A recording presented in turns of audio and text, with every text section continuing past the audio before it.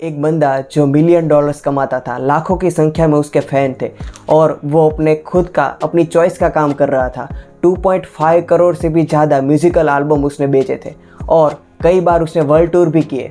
फिर भी 2003 में अपने एक खास इंटरव्यू में खुद को असफल बताया।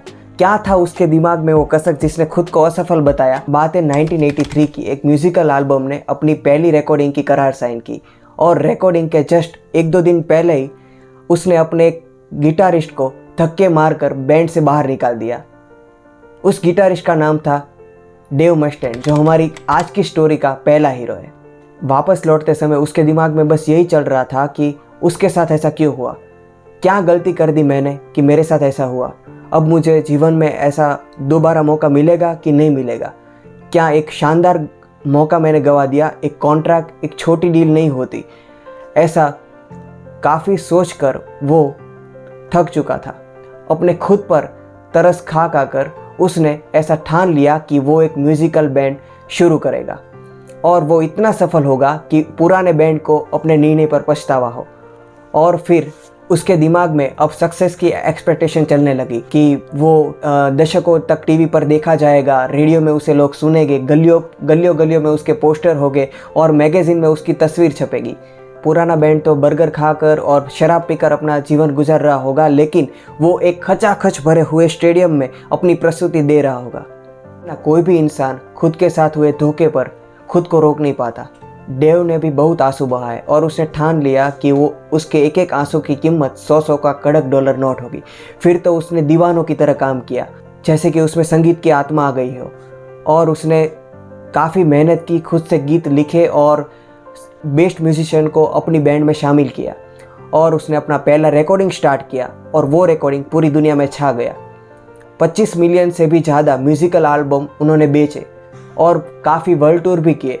तो इतना फेमस होने के बाद भी डेव ने खुद को असफल इसलिए बताया क्योंकि जिस बैंड से उसको निकाल दिया गया था उसका नाम था मेटालिका बैंड। मेटालिका बैंड ने 180 मिलियन से भी ज़्यादा म्यूज़िकल एल्बम बेचे और वो उस टाइम का सबसे बढ़िया बैंड माना गया। बस यही कारण था डेव को खुद को असफल मानने का। एक ऐसी ही सेम सिचुएशन एक दूसरे बंदे के साथ भी हुई थी। बात है 1962 की। इंग्लैंड के लिवरपूल में एक बैंड बनाया गया। वो बैंड काफ़ी चर्चे में आ गया। उसके चर्चे में आने का कारण था कि उसके सभी जो मेंबर्स थे उसकी फ़नी हेयर स्टाइल थी और उसका म्यूज़िक भी शानदार था। उस बैंड में 4 मेंबर्स थे। एक थे गायक और गीतकार जॉन, दूसरे थे बेस प्लेयर पॉल, और एक था गिटारिस्ट जिसका नाम था जॉर्ज, और एक था ड्रम बजाने वाला ड्रमर जो हमारी आज की कहानी का सेकंड हीरो है। वह ड्रमर बैंड का सबसे आकर्षक व्यक्ति था और वो ड्रग्स भी नहीं लेता था और उसकी एक ही स्थायी गर्लफ्रेंड थी।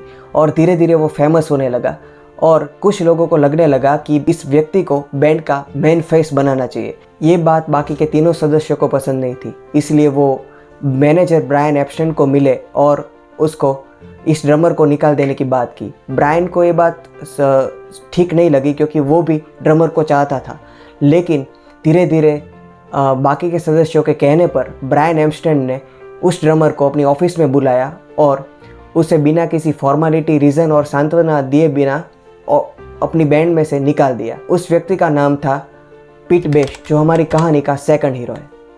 पीट बेस्ट की जगह पर बैंड में एक नया सदस्य लिया गया। वो काफ़ी फेमस होने लगा। वो बैंड पूरी दुनिया में छा गया। पीट बेस्ट अभी काफ़ी गहरी निराशा में रहने लगा और शराबी बन गया। 1965 तक पीट बेस्ट ने अपना म्यूज़िकल जर्नी तो शुरू रखी, लेकिन उसने बाकी के सदस्यों पर मानहानि का केस दाखिल किया और अपने जो म्यूज़िकल एल्बम थे उसमें नर्वसनेस की वजह से काफ़ी फेल हुआ। उसने आत्महत्या की कोशिश की। पीट बेस्ट की यह कहानी डेव मस्टैंड जितनी आकर्षक नहीं है, क्योंकि डेव मस्टैंड ने तो अपनी लाइफ में काफ़ी कुछ पाया हुआ था, लेकिन पीट बेस्ट पूरी तरह से निराश था और पूरी तरह असफल था और उसने आत्महत्या की भी कोशिश की थी, लेकिन सद्भाग्य से वो आत्महत्या में बच जाता है। लेकिन 1994 में जब पीट बेस्ट का इंटरव्यू लिया गया तो उसने अपने आप को काफ़ी खुश बताया, इतना खुश कि वो शायद अगर बीटल बैंड में रहा होता तो इतना खुश नहीं होता। क्या कारण था इस खुशियों का? तो इसके लिए पीट बेस्ट की कहानी हम रिवर्स करते हैं। पीट बेस्ट को बैंड में से निकाल देने के बाद वो अपनी होने वाली पत्नी को मिला और शादी के बाद उसके बच्चे हुए और वो आम जिंदगी जीने लगा। और 2000 के दशकों में भी म्यूज़िक में अपना अच्छा खासा काम कर रहा था, लेकिन इतनी शोहरत नहीं बन पाई थी। फिर भी वो अपनी ज़िंदगी से ज़्यादा खुश था। इस कहानियों को मैंने मार्क मेंशन की बुक में से ली है, जिसकी लिंक डिस्क्रिप्शन में दी गई है। यहाँ पर ऑथर बताते हैं कि हमारी खुशियों का और सफलता का कारण होता है हमारे आदर्श और मापदंड। डेव मेस्टन का आदर्श था और उसने मापदंड तय किया था अपना पुराना बैंड मेटालिका बैंड काफ़ी फेमस था, तो इसीलिए डेव मेस्टन को अपनी लाइफ में इतनी शोहरत मिलने के बाद भी खुशी नहीं थी। और पीट बेस्ट के पास कुछ भी नहीं था, लेकिन उसके पास सिर्फ खुद को प्यार करने वाला परिवार था और एक हेल्थी रिलेशनशिप, एक स्थायी शादी थी और एक आम जिंदगी। फिर भी वो अपनी लाइफ में ज़्यादा खुश था। हम बंदर की तरह करते हैं, जैसे बंदर किसी का अनुकरण करता है, हम भी खुद की सफलता की तुलना किसी और के मापदंड से करते हैं, किसी और की सफलता के साथ करते हैं। और ये सब बेतुके आदर्श हमारी तुलना ही हमें ऐसी समस्याओं की ओर ले जाते हैं जिसको सुलझाया जाना मुश्किल है। ऐसे बेतुके आदर्श मार्क मेंशन ने अपनी बुक में मेंशन किए हैं, लेकिन हम बात करेंगे किसी और वीडियो में। अगर आपको आज का ये वीडियो पसंद आया हो तो आज का ये वीडियो मेरे YouTube का पहला वीडियो है। अगर आपको मेरा ये एफर्ट्स अच्छा लगा है तो इस वीडियो को लाइक कीजिए, शेयर कीजिए अपने सभी दोस्तों और रिश्तेदार के साथ, और इस चैनल को सब्सक्राइब कीजिए। मैं ट्राई करता रहूँगा आप सबको एक अच्छा कंटेंट देने की।